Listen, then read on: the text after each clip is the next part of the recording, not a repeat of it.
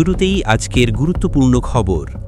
কক্সবাজারের চকরিয়ায় মহাসড়কে টায়ার জ্বালিয়ে ছাত্রলীগ যুবলীগের বিক্ষোভ। বিস্তারিত থাকছে প্রতিবেদনে।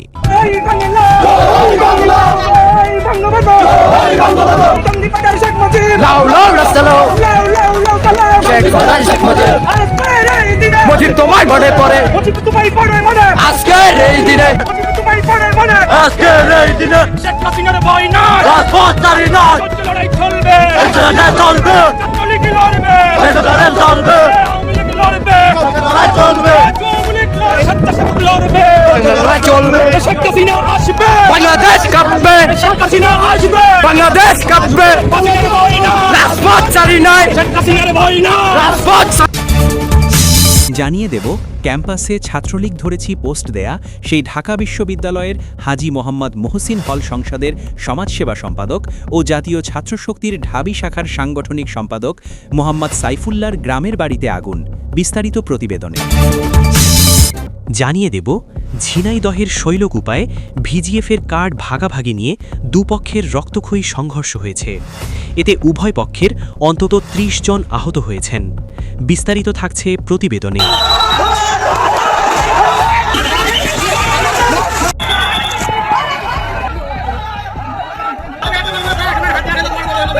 ঝিনাইদহের শৈলকুপায় ভিজিএফ এর চালের কার্ডের ভাগাভাগি নিয়ে দুপক্ষের সংঘর্ষ হয়েছে। এতে উভয় পক্ষের অন্তত ৫০ জন আহত হয়েছে। এই ঘটনায় আটক করা হয়েছে ৬ জনকে।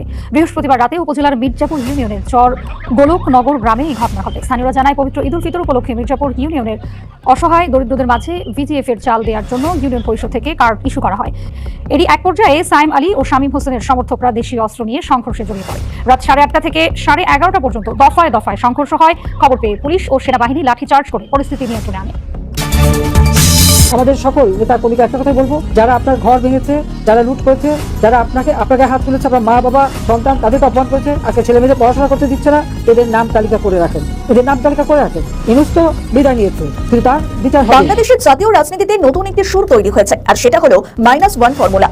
11 সরকারের সময় সামনে এসেছিল -2 ফর্মুলা, আর সেই সময় আওয়ামী লীগ সুপ্রিমো শেখ হাসিনা এবং বিএনপির চেয়ারপারসন খালেদা জিয়াকে গ্রেপ্তার করে সংসদ ভবনের সামনে দুটি বাড়িতে তাদের বন্দী করে রাখা হয়।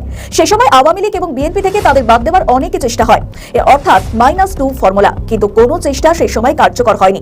দীর্ঘ কয়েক বছর বাদে আবার সেই -1 ফর্মুলা প্রকাশ্যে এসেছে, অর্থাৎ বাস্তবতা নিরিখে আওয়ামী লীগের মিত্র শক্তি যারা তারাও মনে করছে যে বর্তমান পরিস্থিতিতে হাসিনার দেশে ফেরা প্রায় অসম্ভব, আর এই অবস্থায় দলকে জাতীয় রাজনীতিতে ফিরতে হলে -1 ফর্মুলায় এগোতে হবে, অর্থাৎ হাসিনাকে বাদ দিয়ে দলকে এগিয়ে নিয়ে যাওয়ার প্রক্রিয়া শুরু করতে হবে, আর তা না হলে তাদের দলের অস্তিত্ব প্রশ্নচিহ্নের মুখে পড়ে যাবে। আওয়ামী লীগের শুভাকাঙ্ক্ষীরা সিদ্ধান্ত নিয়ে ফেলেছে দলনেত্রীকে বাদ দিয়ে তাদের অগ্রসর হতে হবে। চতুর্দিকে গুঞ্জনও শুরু হয়েছে।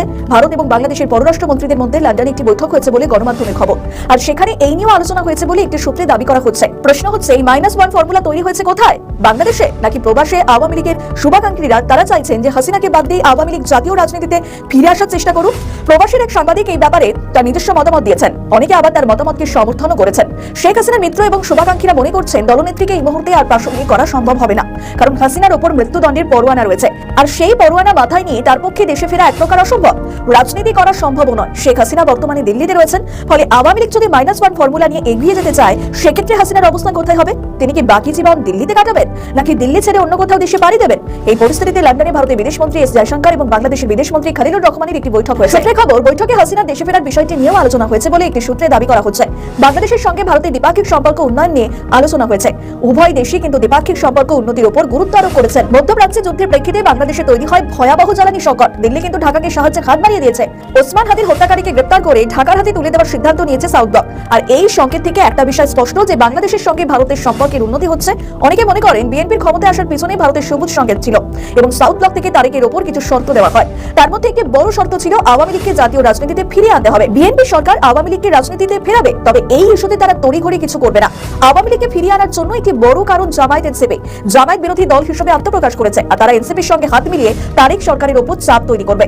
বিএনপির যেখানে একার পক্ষে চাপের মোকাবিলা করা সম্ভব হবে না, সেক্ষেত্রে আওয়ামী লীগকে পাশে পেলে কাজ অনেকটাই সহজ হয়ে যাবে। অর্থাৎ আওয়ামী লীগকে বাংলাদেশে ফিরিয়ে আনার বিষয়ে তারেক রহমানেরও স্বার্থ রয়েছে।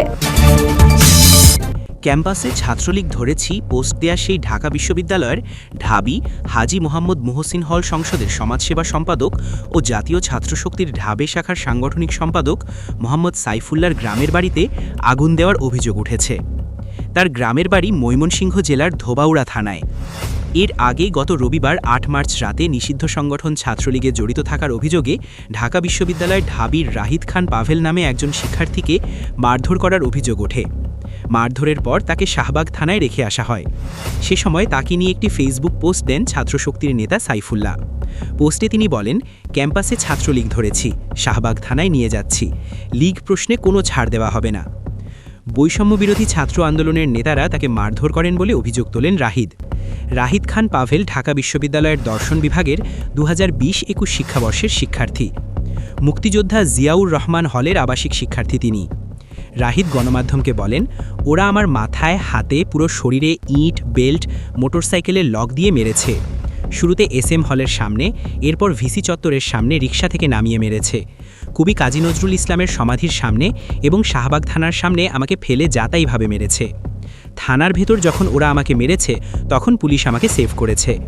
রাহিদ অভিযোগ করেন, বৈষম্য বিরোধী ছাত্র আন্দোলনের হাসিব আল ইসলাম, মোহাম্মদ সাইফুল্লাহ, সর্দার নাদিম মোহাম্মদ শুভ, আবরার সহ আরও কয়েকজন তাকে মারধর করেছেন।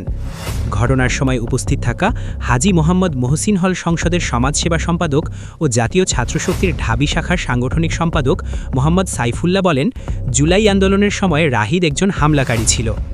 বিভাগ আর হল দুই জায়গা থেকেই ওকে বয়কট করা হয়। এর আগেও শিক্ষার্থীরা ওকে আটক করে থানায় দিয়েছিল। ক্যাম্পাসে আর আসবে না, এই শর্তে রাহিদের মা-বাবা নিয়ে গিয়েছিল।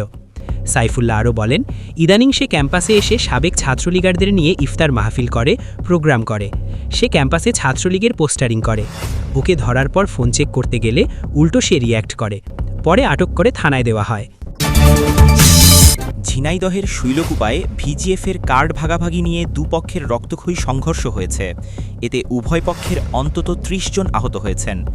স্থানীয়রা জানায়, পবিত্র ঈদ উল ফিতর উপলক্ষে মির্জাপুর ইউনিয়নের দরিদ্রদের মাঝে ভিজিএফের চাল দেওয়ার জন্য ইউনিয়ন পরিষদ থেকে কার্ড ইস্যু করা হয়। বৃহস্পতিবার সকালে ওই গ্রামের ওয়ার্ড বিএনপি নেতা সাইম আলীর কাছে কার্ড চান যুবদল নেতা শামীম হোসেন লস্কর। এ নিয়ে দুজনের মাঝে কথা কাটাকাটি হয়। সন্ধ্যায় স্থানীয় গ্রাম্য মাতব্বররা সালিশে বসে। এরই এক পর্যায়ে সাইম আলী ও শামীম হোসেনের সমর্থকরা দেশীয় অস্ত্র নিয়ে সংঘর্ষে জড়িয়ে পড়ে। রাত ৮টা থেকে 10:30 পর্যন্ত দফায় দফায় সংঘর্ষ হয়। এতে অন্তত ৩০ জন আহত হয়। খবর পেয়ে পুলিশ ও সেনাবাহিনী লাঠিচার্জ করে পরিস্থিতি নিয়ন্ত্রণে আনে। আহতদের উদ্ধার করে শৈলকুপা উপজেলার স্বাস্থ্য কমপ্লেক্স, ঝিনাইদহ সদর হাসপাতাল সহ বিভিন্ন হাসপাতালে ভর্তি করা হয়েছে। ঝিনাইদহের অতিরিক্ত পুলিশ সুপার শেখ বিল্লাল হোসেন বলেন, খবর পেয়ে ঘটনাস্থলে পুলিশ ও সেনাবাহিনীর সদস্যরা গিয়ে পরিস্থিতি নিয়ন্ত্রণে আনে। ওই এলাকায় বিপুল সংখ্যক আইনশৃঙ্খলা বাহিনীর সদস্য মোতায়েন করা হয়েছে।